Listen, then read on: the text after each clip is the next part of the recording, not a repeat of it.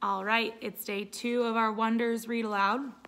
If this is your first time viewing these and you did not watch yesterday's video, I want you to pause and go back to that one because we read the last part of Justin's point of view yesterday. So we learned just a little bit more about him and Olivia's relationship, how he didn't know that Miranda and Olivia were friends. So if you didn't get to hear that, go back and listen to that. Okay, so now though, we're on part 6, which is Augie's point of view. Okay, so we haven't heard from him in a while, so it'll be pretty exciting to go back and see how he's feeling about the whole thing. We haven't really heard his side since the boy war started and all that stuff with Julian happened. Okay, so we're starting on page 206, and it's called The North Pole. The Spud lamp was a big hit at the science fair. Jack and I got an A for it. It was the first A Jack got in any class all year long, so he was psyched. All the science fair projects were set up on tables in the gym. It was the same setup as the Egyptian Museum back in December, except this time there were volcanoes and molecules and dioramas on the tables instead of pyramids and pharaohs. And instead of the kids taking our parents around to look at everybody else's artifacts, we had to stand by our tables while all the parents wandered around the room and came over to us one by one. So if you think about that, think about his point of view, how he feels about seeing new people, and if that's going to be a good situation for him or not, if he's really going to like that, okay? So here's the math on that one. 60 kids in the grade equals 60 sets of parents and doesn't even include grandparents. So that's a minimum of 120 pairs of eyes that find their way over to me. Eyes that aren't used to me as their kids' eyes are by now. It's like how compass needles always point north, no matter which way you're facing. All those eyes are compasses, and I'm like the North Pole to them. So that means that he's saying that no matter what happens, no matter where he is, all these eyes just always go to him. Okay, so again, he's not very comfortable with that, right? All right. So that's why I still don't like school events that include parents. I don't hate them as much as I did at the beginning of the school year, like the Thanksgiving Sharing Festival. That was the worst one, I think. That was the first time I had to face the parents all at once. The Egyptian Museum came after that, but that one was okay because I got to dress up as a mummy and nobody noticed me. Then came the winter concert, which I totally hated because I had to sing in the chorus. Not only can I not sing at all, but it felt like I was on display. The New Year art show wasn't quite as bad, but it was still annoying. They put up our artwork in the hallways all over school and had the parents come and check it out. It was like starting school all over again, having unsuspecting adults pass me on the stairway. Anyway, it's not that I care that people react to me. Like I've said a gazillion times, I'm used to that by now. I don't let it bother me. It's like when you go outside and it's drizzling a little. You don't put boots on for a drizzle. You don't even open your umbrella. You walk through it and barely notice your hair getting wet. But when it's a huge gym full of parents, the drizzle becomes like this total hurricane. Everyone's eyes hit you like a wall of water. Mom and Dad hang around my table a lot, along with Jack's parents. It's kind of funny how parents actually end up forming the same little groups their kids do. Like my parents and Jack's and Summer's mom all like and get along with each other.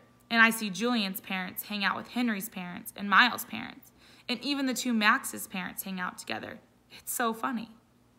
I told Mom and Dad about it later when we were walking home, and they thought it was a funny observation. I guess it's true that like seeds like, said Mom.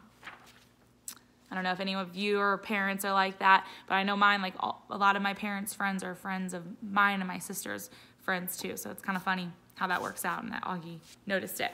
All right. So, the Auggie doll. For a while, the war was all we talked about. February was when it was really at its worst. That's when particularly nobody was talking to us.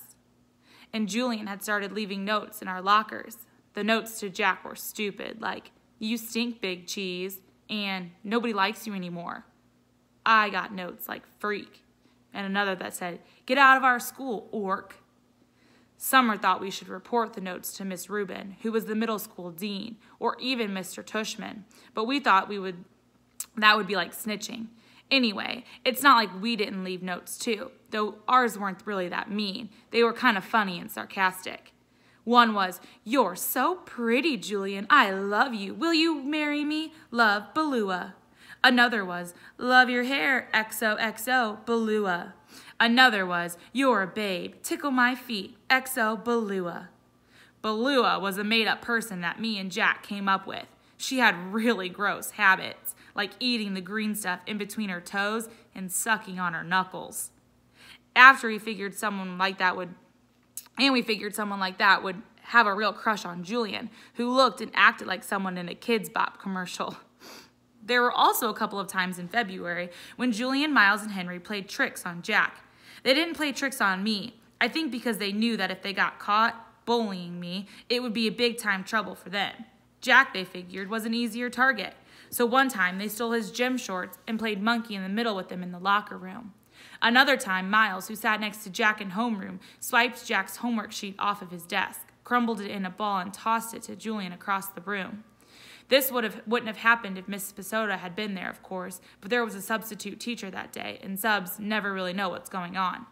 Jack was good about this stuff. He never let them see when he was upset, though I think sometimes he was. The other kids in the grade knew about the war, except for Savannah's group. The girls were neutral at first, but by March, they were getting sick of it. And so were some of the boys. Like another time when Julian was dumping some pencil sharpener shavings into Jack's backpack, Amos, who was usually tight with them, grabbed the backpack out of Julian's hands and returned it to Jack.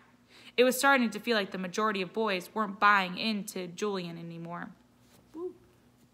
Then, a few weeks ago, Julian started spreading this ridiculous rumor that Jack had hired some hitman to get him and Miles and Henry.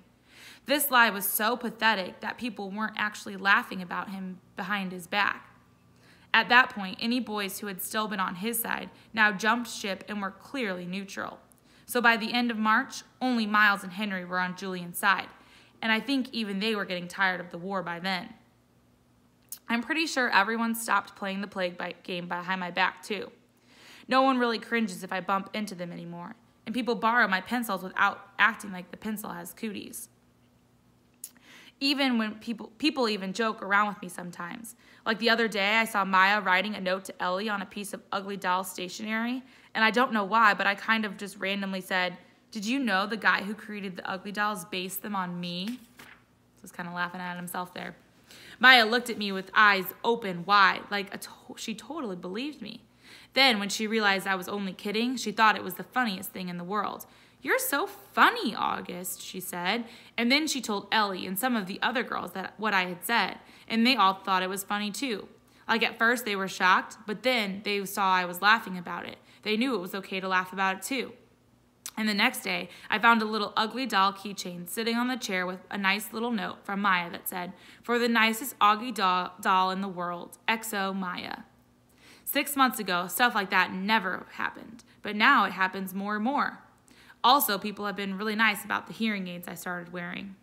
Ooh, so if you remember, yesterday I showed you the picture of Augie's new picture for his part. So remember, he's got something on his ear. So he just told us that people have been nice about his hearing aids. So we're about to learn about that. Lobot. Ever since I was little, the doctors told my parents that someday I'd need hearing aids. I don't know why this always freaked me out a bit. Maybe because anything to do with my ears bothers me a lot. My hearing was getting worse, but I hadn't told anyone about it. The ocean sound that always was in my head had been getting louder. It was drowning out people's voices, like I was underwater. I couldn't hear teachers if I sat in the back of the class, but I knew if I told Mom and Dad about it, I'd end up with hearing aids, and I was hoping I could make it through the 5th grade without having that happen. So if you think about like if you've ever been underwater and you try to hear, it's really hard to do that. So that's what Augie's describing as what his hearing all the time is starting to sound like. Okay, so he doesn't want to tell his mom and dad because he doesn't want to have hearing aids. Okay, so he's really self-conscious about his ears and what they look like. Okay? But then in my annual checkup in October, I flunked the audiology test. And the doctor was like, "Dude, it's time." And he sent me to a special ear doctor who took impressions of my ear. Out of all my features, my ears are the ones I hate the most. They're like tiny closed fists on the side of my faces. They're too low on my head, too. They look like squashed pieces of pizza dough sticking out of the top of my neck or something. Okay, maybe I'm exaggerating a little, but I really hate them. When the ear doctor first pulled the hearing aids out for me and Mom to look at, I groaned. "I am not wearing that thing," I announced, folding my arms in front of me. "I know they probably look kind of big," said the ear doctor, "but we have to attach them to the headband because we have no other way of making them so they'd stay on your ear." So since he doesn't have like an ear with a back, he has to wear like a headband so that they stay on his head. Okay, so not only is it going to be on the ear, now it's going to be even bigger. Okay, so think about that when you're thinking about how he's feeling. C, normal hearing aids usually have a part that wraps around the outer ear to hold the inner bud in place. But in my case, since I don't have an outer ear, they had to put the earbuds on this heavy-duty headband that was supposed to wrap around the back of my head. "I can't wear that, Mom," I whined. "You'll hardly notice them," said Mom, trying to be cheerful. "They look like headphones." "Headphones? Look at them, Mom," I said angrily. "I'll look like a Lobot." "Which one is Lobot?" said Mom calmly. "Lobot," the ear doctor smiled as he looked at the headphones and made some adjustments. "The Empire Strikes Back? The bald guy with the cool bionic radio transmitter thing that wraps around the back of his skull?"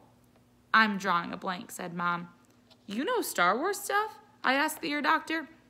"No Star Wars stuff," he answered, slipping the thing over my head. "I practically invented Star Wars stuff." He leaned back in his chair to see how the headband fit and then took it off again. "Now, Augie, I want to explain what all of this is," he said, pointing to the different parts of the hearing aids. "This curved piece of plastic over here connects to the tubing on the ear bolt. That's why we took those impressions back in December, so that this part that goes inside your ear fits nice and snug.